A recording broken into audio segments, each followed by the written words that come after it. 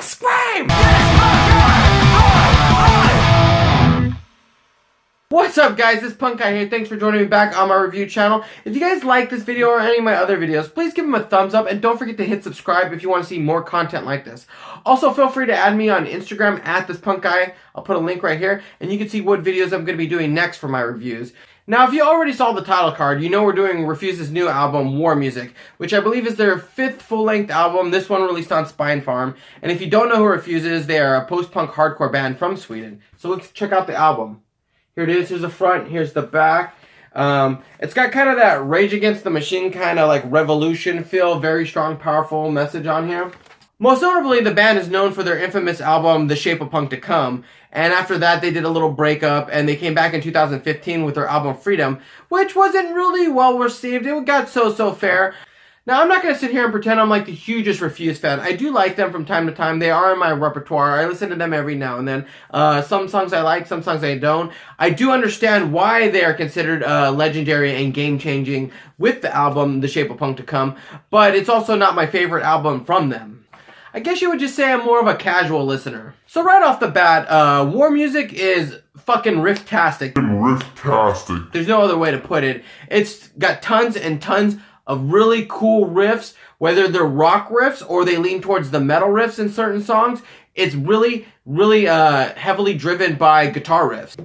And also this album not being a straightforward hardcore album, you wouldn't expect that from Refuse. There's a lot of very danceable, catchy drum beats on here. I would say this album very much reminds me of a lot of like 90s nostalgic radio music that you would hear, whether it's the very heavy danceable like metal that used to come out, or very kind of like 90s rock, heavy rock anthems that they would play, like Rage Against the Machine. You can most definitely recognize it in like the first track, Rev 001, or I Want to Watch the World Burn. Those two tracks definitely have those vibes. Sonically kind of like split into two types of categories. One being kind of like the heavy, danceable, metal chugging guitar riffs, and the other being the heavy lead hard rock sound. And I do think that they mesh it pretty well in this album to give you a sound, not one leaning more towards the other, just kind of a perfect combination of both. And I guess that's kind of why I say it reminds me of the 90s, it just kind of has that feel. And Refuse is also known for bringing in that experimental sound, like especially with The Shape of Punk to Come. This album has a little bit of that, but not so much. I would say for the casual listener, like somebody like me, it's not like so in your face with it. And if that's what you like about Refuse the most, then hey, cool to you. I like it a little bit, but sometimes it could be hit or miss whether I like what they're doing with the experiment or not. It's just a personal choice. This album also has a lot more straightforward hardcore tracks on here as well. It's a pretty heavy album, I would say. Probably one of their more heavier ones. Definitely more heavy than Freedom. And it's got a lot of really cool just metal guitar riff leads that play throughout the songs. A lot of cool breakdowns. And Dennis definitely brings the aggression in his vocals. I love it. Just so angry. This album, like all the other Refuse albums, are going to be definitely heavily lyrically driven by politics. So if you don't like political albums, get out. But let's get right into the tracks. And one of the tracks that really got me was Blood Red, which was their pre-release song that they released before the album came out. This track has a really catchy guitar lead, very much like Tom Morello, like in the beginning. Like I said, I keep relating this to Rage Against the Machine. I don't know why, but it just has a very Tom Morello lead that just kind of kicks in when the music starts into that next gear. Now, Malfire is definitely more of a rock-driven track on here, but it's a really great track and really haunting when Dennis starts to sing, "The wolves are at the door." Really haunting, disturbing stuff. Really gives you an eerie feeling about what's going on in today's society.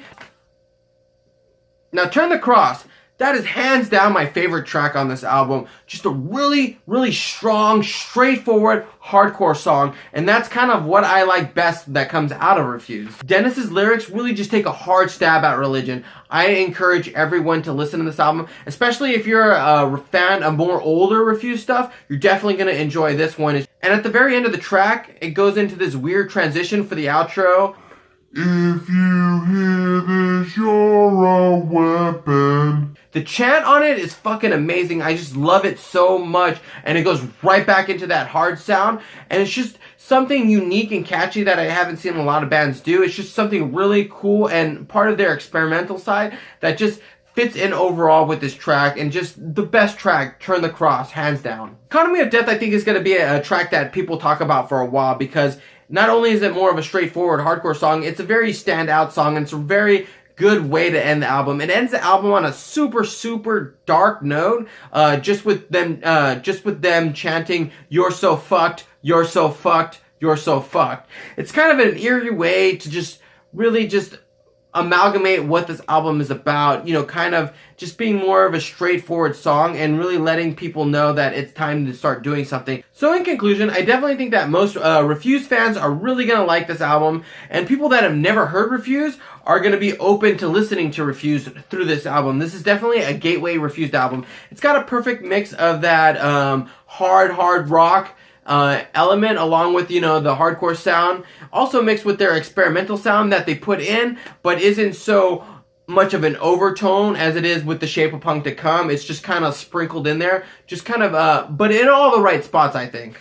And what I really love about this album is the way Dennis writes. He really knows how to take his point and really just kind of hammer it down into like a word or a phrase to really get his point across.